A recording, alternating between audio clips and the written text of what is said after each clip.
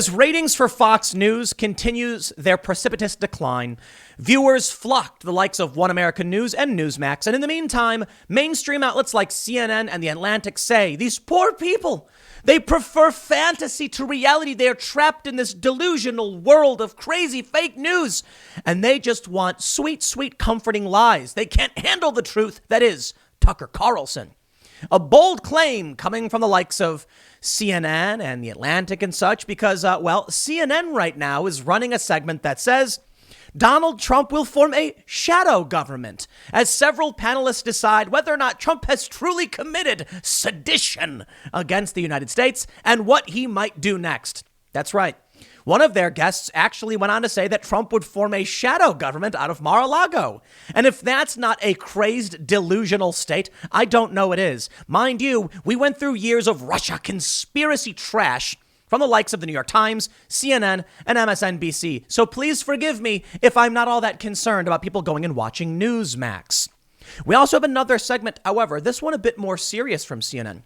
The CEO of Axios says that he believes or he fears a decoupling in America is going to happen.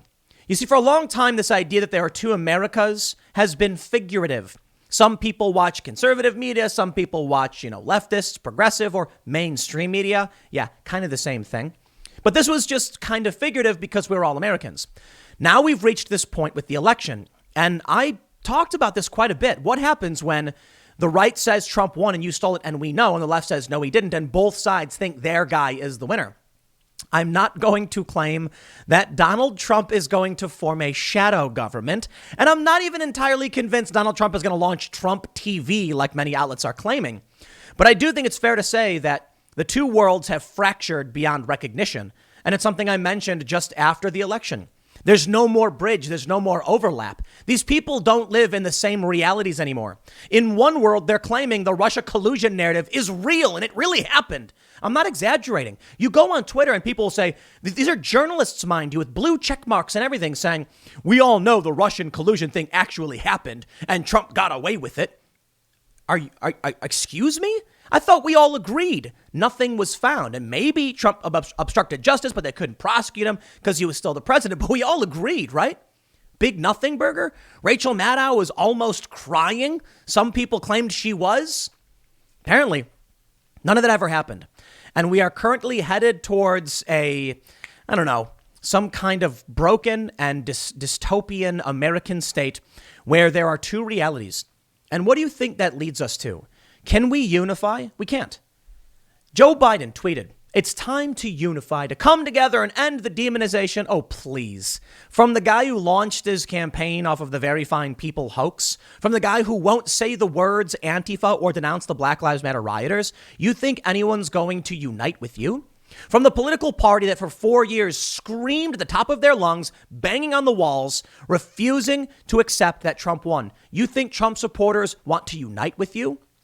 I'm sorry, they don't. And the problem is progressives and leftists don't want to either. Joe Biden is not a return to normalcy. He is the absolute state of decay of our system. The fact that people said, I like Trump or I hate Trump, resulting in someone as ineffectual and pathetic as Joe Biden just shows the fracturing is here. Nobody wants to unite. The narrative split has happened, and it's only going to get worse. That's why I mentioned Tucker Carlson dropping in the ratings, because the Trump supporters, people on the right, are not going to back down, and they don't want to hear none of it.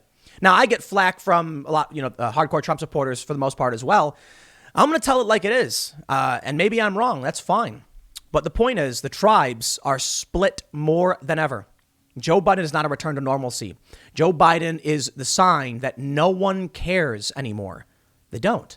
The fact that they would vote for Joe Biden with all of the failures, the inability to speak, the no campaigning, no one even showing up, shows that many people would rather have a fake candidate than Donald Trump. And what does that mean for the rest of us? Well, CNN says Trump will form a shadow government, and then everyone just goes collectively insane. Or I guess you can put it in one way is that if you're on the right tribe, they're all the crazy ones. You're on the left tribe, they're all the crazy ones. And I got to say, I think reality has more of a conservative bias these days, and that's why so many liberals switched for Donald Trump. And many of the people who are saying they don't want to unify, they don't want to work with Trump supporters, these people have Trump derangement syndrome and they're extremely low information individuals. And I'm going to back that up with sources and show you right now. But first, let's actually read what happened and we'll slow down on the ranting. Before we get started, head over to timcast.com/donate if you would like to support my work. There are many ways you can give, but the best thing you can do, share this video. If you think I do a good job and you want to help support my channel, sharing really is the best thing. I know that at a certain point, depending on what the truth is, people are going to support me or oppose me. If I say something is true, people are going to say, you're lying, Tim, you're wrong, and they're demand that I say what they want me to say. I'm going to say what I want to say, and sometimes you probably won't like it. If you think it's good that people are not getting, bubble opinion, or you think I'm doing a good job, then please consider sharing. But also hit that like button, that subscribe button, that notification bell. Let's read the story from Newsbusters. They say, CNN's crazed Brinkley claims Trump will form a shadow government with Rush Limbaugh. Oh, really? That's interesting. They say on Saturday morning CNN newsroom, co-host Victor Blackwell and guest host Amara Walker collaborated with presidential historian Douglas Brinkley and political and New York Times national security correspondent David E. Sanger to push insane conspiracy theories about President Trump. Walker suggested that Trump is committing sedition, and Brinkley crazily declared that Trump will create a kind of second shadow government out of Mar-a-Lago with Rush Limbaugh. As you may know, Donald Trump has referred to Mar-a-Lago as the Winter White House. So perhaps as winter is coming. Walker began the segment by accusing Trump of trying to overturn the Electoral College. How ironic coming from CNN, which joined the Democrats in 2016 by declaring that the Electoral College is, quote, democracy's ugliest anachronism, and proposed that the U.S. eradicate it to end a Trump administration. The Electoral College must be back in fashion with leftists now that it produced results favorable to them. To be fair, though, Biden won the popular vote by a large margin, and that's what they're claiming. They're saying, we won the popular vote, so what? Forget the Electoral College, right? But no, I'm just going to pause real quick and say that the Electoral College is not America's ugliest anachronism. It's actually a very brilliant system because we are a union of states, not a top-down single federalist government. Although many people want it to be that way, and the narrative is shifted as such to that people believe we're not a republic anymore, but some kind of direct democracy, which is weird because we're not. It is vitally important to prevent this country from falling apart. It's extremely important that we have an electoral college, but I digress. They say this set up Brinkley to go on one of his typically deranged rants about Trump, in which he called Trump a tin pot dictator and claimed Trump will hold a counter-inaugural. Will he now? CNN reveals just how much it hates Trump by continuing to have Brinkley on. Just this year, Brinkley has made a series of psychotic statements about the president, including gloating about Trump contracting COVID, comparing him to the founder of the American Nazi Party, claiming that his tax returns will put him in prison, and labeling him an abomination. Blackwell enjoyed Brinkley's crazy claim about a counter-inaugural, as he stated that would be on brand for Trump to have. I'll tell you, okay. Maybe I would not be surprised if Trump literally did have some kind of counter-inauguration event of some sort. And I did think about this. I wouldn't call it a shadow government, but what if Trump just carries on as the leader of a movement and that's it? And he says, my supporters are going to work with me and we're going to enact things and we're going to do things as a movement. I wouldn't call it a shadow government, but maybe. And what if there's law enforcement people who just support Trump more than they support Joe Biden? What would happen if Trump says, I tell you this, I'm going to leave the White House. I'm going to go to Mar-a-Lago. But if you believe in me and you want me to help lead this country, then I only ask that you follow me. What happens if people say yes? What happens if people in the military say yes? What happens if people in law enforcement say yes? I'm not entirely convinced something that's going to happen, but I say it that way because I wouldn't be surprised if Trump did say the Trump movement, the MAGA movement isn't over. But again, shadow government is a bold claim. That would imply he's operating in semi-secret with powerful officials who are going to do what he wants. Maybe, but I really doubt it. Here's the quote. Brinkley chimed in on the sedition question with perhaps his most demented rant yet, in which he bizarrely alleged that Trump will form a shadow government. With Rush Limbaugh, mind you. Quote, I think that Trump is going to push it to the very, very limit. But in the end, he has to recognize that he's lost. He's simply trying to keep his followers. He has them. He's convinced them, over 70% of the Republicans, that it was a fraudulent election, when in fact it was one of the most well-run elections in U.S. history. Are you nuts? This guy apparently does not read at all. He probably doesn't even read the news. Almost no fraud. Almost no fraud. I love it. Or irregularities whatsoever. I think he's going to try to probably go after Joe Biden in 2024 and or have Don Jr. and Ivanka involved. He's going to create a kind of second shadow government out of Mar-a-Lago. He practically lives next door to Rush Limbaugh. My friends, can I just point out the delightful absurdity of him saying almost no fraud? CNN has finally admitted there's fraud. Just not that much, I guess. Saying almost no fraud means some fraud happened.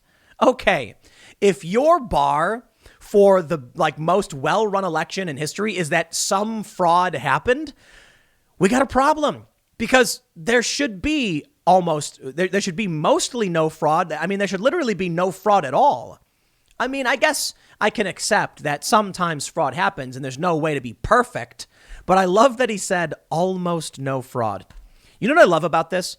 When they're questioning whether or not Trump is committing sedition, they talk about how he's not allowing the transition process or whatever. Sanger told her that that Trump is not conducting sedition yet, saying, my own view is not that it's not sedition yet, because the president, as Doug pointed out, has worked within the courts so far. He's tried this political maneuver that hasn't worked. Now, if we get to the point where the electors were selected by the states, forwarded to Congress, Congress is supposed to validate that on January 6th.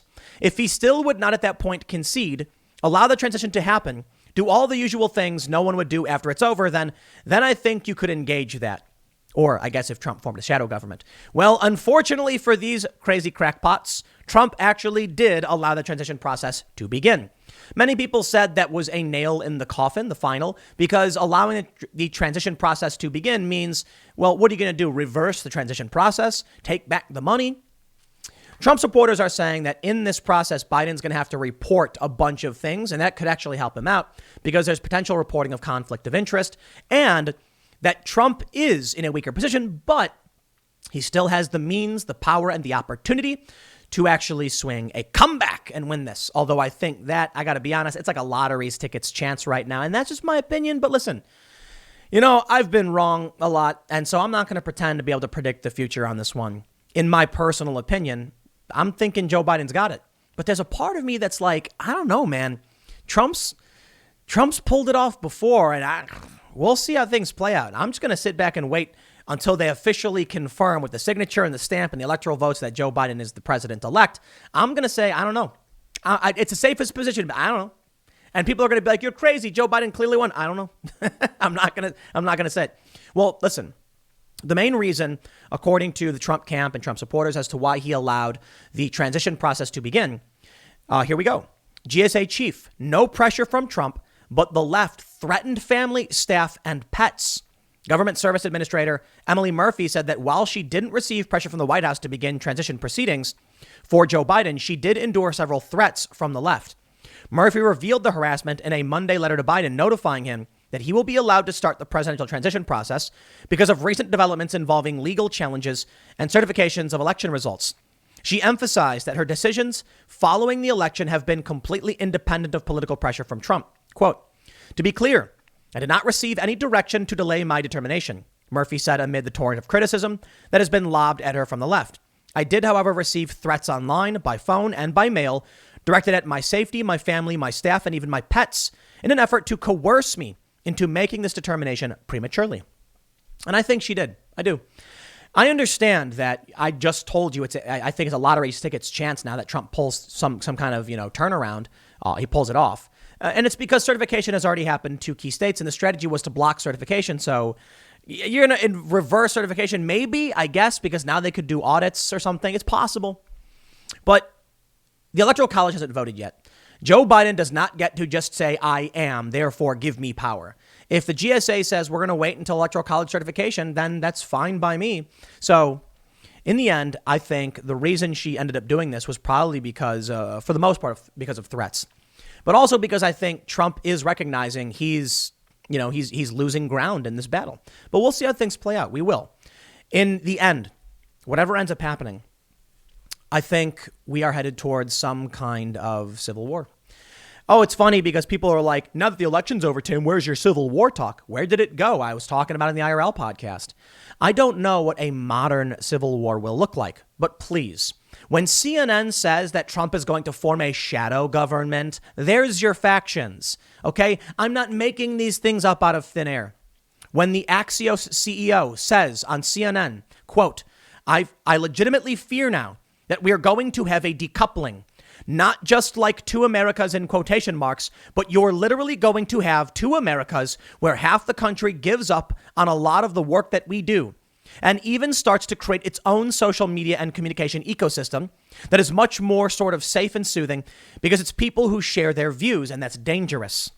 What do you think happens when everyone leaves to Parler and they're getting their own echo chamber communication and everyone on Twitter is getting their own echo chamber communication and you have 73 million people on one side politically active and engaged saying, go Trump?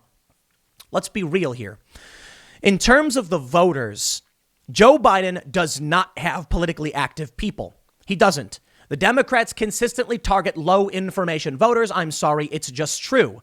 That's why they go after youth voters. Trump goes after more politically active people, and that's why Trump often speaks about things in a rather esoteric way. Like when he went in an interview and said Black Lives Matter is a Marxist organization, and if I'm wrong, I'll lose an election. Most people won't know what that means. When Donald Trump says antifa, most people don't know what that means. When the Republicans and Trump talk about big tech censorship, most regular people aren't on Twitter. Donald Trump has consistently gone after thought leaders, individuals who can inspire and rally crowds, and the left has gone after low information people who passively hear news from their friends. It's not absolute. The Democrats certainly have tens of millions of people who are very active and engaged, and Donald Trump certainly has tens of millions of people who are heavily active and engaged. But Trump probably has slightly more people who are more engaged than the Democrats do. And the Democrats have way more people, that's why Joe Biden got the popular vote, who are just actively not engaged at all and have no idea what's going on. When you talk to a Trump supporter, you could ask them a question and they may not get the answer right completely, but you can see they have a general understanding because they have looked into it a little bit. When I talk to my friends, they say Trump is a fascist. We have to stop him. He's destroying democracy. And they give me generic responses and can't tell me a whole lot. Both sides have people who can't tell you a whole lot, but the Democrats go after youth voters for a reason. When they talk about unity, let me show you. There's going to be the fracture is here and it's not going to stop. It's never going to come back together. I don't know what could do that. Save some kind of alien invasion. Joe Biden tweeted, "The election is over. It's time to put aside the partisanship and the rhetoric designed to demonize one another. We have to come together." Are you serious? That's not going to happen. For years, Donald Trump was insulted. They tried to impeach him. They accused him of working with the Russians, of being a traitor to the United States. What an insult. A man who runs for president because he loves this country, and they called him a traitor, helping our enemies subvert our country, and even implying on MSNBC that Trump may have been a Russian asset since the 80s, which would have made him a Soviet asset, mind you. As if the Russians have taken over the United States. These people are insane. After everything Antifa has done burning down this country, they want Trump supporters and conservatives and moderates to come together and hold hands. I don't like the idea that we're breaking apart. I would like to see some kind of, I wouldn't call it compromise. I would like to see some kind of coming together of sorts and simmering down of sorts. The problem is, and I've said it before, I'm not going to compromise on these with these people's ideas. They tried repealing the civil rights law out of the California Constitution. And their excuse, well, other states don't have the civil rights provision in their constitution, so it's fine. Well, other states should. At what point would you compromise with people who want racial segregation? Not every single one of them do, but that's a key component of high-profile progressive Democrats' policies. Right now, Joe Biden is talking about in his transition racial equity. And equity, what are they doing in these training programs for critical race theory? They're segregating people based on race. What degree of segregation would you compromise with? Me? The answer is none. Zero. Because my family, there is no opportunity. There's no world in which we can exist in two different spaces. These people want to break us up based on race, and that's horrifying. There won't be unity. And you know what? They've said the same thing from the Daily Beast. Biden can ask, but I'm not going to look for common ground with Kyle Rittenhouse's supporters. From Ernest Owens. Ernest, who probably doesn't actually know what happened in Kenosha and just thinks that Kyle Rittenhouse is a deranged, murderer or whatever. He says he's been calling on Americans to unite as a means of saving the soul of the nation. If that means playing nice with white supremacists who want to kill me, I'll pass. What? You see, these people truly live in a deranged, paranoid reality. CNN says Trump's going to form a shadow government, and they claim that Kyle Rittenhouse's supporters want to kill you. That's just not true at all. The people in Kenosha were pushing a flaming dumpster towards a gas station. I had the reporters who were on the ground on my podcast, and one of them, Richie McGinnis, was the guy who took his shirt off to render aid to one of the guys who got shot. And they all said, no way. They watched what really happened. And what happened was extremists were trying to blow up a gas station. Maybe not intentionally, but they were pushing a flaming dumpster into a gas station, which probably could have resulted in it blowing up. I think that's likely. And then when Kyle Rittenhouse put the fire out, you can see in a video him or was putting fires out. We don't know which ones. He's running with a fire extinguisher. He got attacked. And then he ran. And according to the New York Times, someone else fired first. And then Kyle turned around to defend himself. It's not a good situation. I don't like that Kyle was there. I don't like that he bought the gun and brought it out and any of this happened. But what do you think happens in conflict? To pretend like this kid is some kind of super villain, evil, far-right extremist, when he's literally just some kid who went out because rioters were burning things down, that's nuts. This guy doesn't want to find common ground with Kyle Rittenhouse's supporters. I bet if you took Kyle Rittenhouse's story and took out the key details and gave us like a general overview, like if you said, hey, a bunch of people are pushing a flaming dumpster into a gas station. Some dude runs up and tries to put the fire out. So they attack him. Someone fires a gun. So he defends himself and shoots at these people.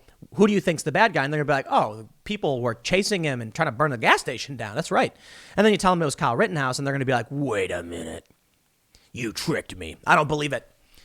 They live in a paranoid world where they watch the likes of CNN and they read news that isn't telling them the truth. And then they end up believing this insane stuff, which results in them believing crazy things like Trump is committing sedition or going to form a shadow government. And it's just absolutely not the case. Well, after the election, what's next for Antifa? From Andy No. And he basically just lays out one of the most important things here. Listen, Antifa do not like Joe Biden. These far-left extremists do not like Joe Biden. Some of them probably voted for him, but now they're going to revolt against him. And many of them have said, it is easier to overthrow a feeble old man like Biden than it is a fascist like Donald Trump. And that was their goal, to weaken the United States and its leadership. And that's why I say I think we are truly headed towards something disastrous. The people who voted for Donald Trump are people who are extremely active, patriotic, love America, and want a strong leader like Trump. The people who voted for Joe Biden don't care about this country. And I'm speaking in general terms, mind you. Trump's got a lot of supporters who probably weren't paying attention. But there's a core group of individuals who are very actively supporting Joe Biden because they hate Donald Trump, and they didn't care. It was settle for Biden. Anyone but Trump. They don't care if we have a strong government or not. They just don't want Trump. So the anti-Trump people in this case appear to be on the verge of winning. Are the people who love this country and want to see it defended going to just sit back as these governors destroy the economy? As Joe Biden says, we'll listen to the scientists on the lockdowns. And then straight up, Osterholm, who's advising Biden, says 6-week national lockdown.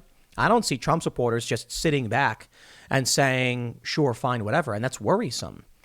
I'm genuinely concerned as to what happens next. I don't think it'll be a shadow government, but maybe, you know what? One way to put it, maybe that's the way they're framing it. But would Donald Trump lead a movement? Would these people resist and protest? Perhaps. What do you think happens when you have two different media ecosystems, both believing completely different things and both accusing each other of being supervillains? It's just regular villains. Like Joe Biden stole the election, the Democrats are stealing everything. And when they say that Donald Trump is going to form a shadow government and he's a fascist and he's not going to go away, well, then it seems that conflict is coming, doesn't it? I'm not saying I want it to, and I hope it doesn't. And maybe it won't. But we are not in the main storm yet. People don't realize this. They think the media called it for Biden. Everything's done. It's over. Biden won. Now everyone's going to go back home and say, better luck next time. I really don't think so. Look, I think it's ridiculous to say shadow government, but I don't think Trump is going to concede.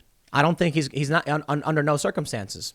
He's going to stay there, or we're going to have a very, very lit lame duck session, to say the least. But what Trump does after the fact, I think, will be interesting. I don't know what he'll do, but I don't think he's just going to leave. And I can tell you this, Antifa won't either. They from City Journal, burn it down. Activists in Seattle want to abolish police, prison, and courts. Do you think they're just going to stop rioting now that Joe Biden is president? No. Joe Biden's going to do what the Democrats have done and ignore the rioting and try and compromise with the extremists and give them what they want while they continue to riot and otherwise break stuff, hurt people. Do you think Trump supporters are going to sit down and accept the lockdowns while Antifa goes out and riots? Probably not. Maybe we'll just see what we saw with these airports as people travel for Thanksgiving, where people just ignore the guidelines saying, we don't care anymore. We're going to travel. The lockdowns apparently didn't work, or at least, when we see the Democratic governors saying, you got to lock down, and then we catch them outside with their families or doing their hair or whatever, then why would anyone believe that? Why would anyone believe that there's actually something to worry about if our leaders aren't even worried and are breaking their own rules? In which case, what really might end up happening is that people just say F you and do their thing.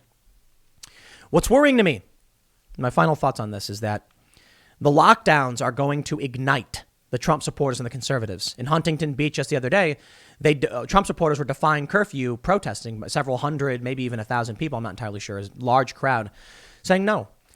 On the left, they're going to keep demanding what they've always been demanding. And many of these people are going to be angry because they're locked up because of lockdown too. The lockdown is going to result in rage. And rage is going to result in conflict, and people are going to look for symbols to attack that they think represents that suffering.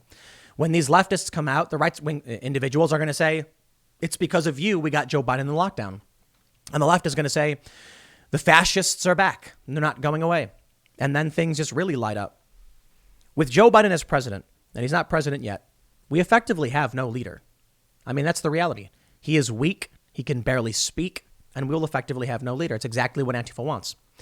And then I do think a decoupling is coming. Not a shadow government, but that opening segment talking about CNN just shows that these people are deranged and think Trump is the purest of evil and is going to go nuts.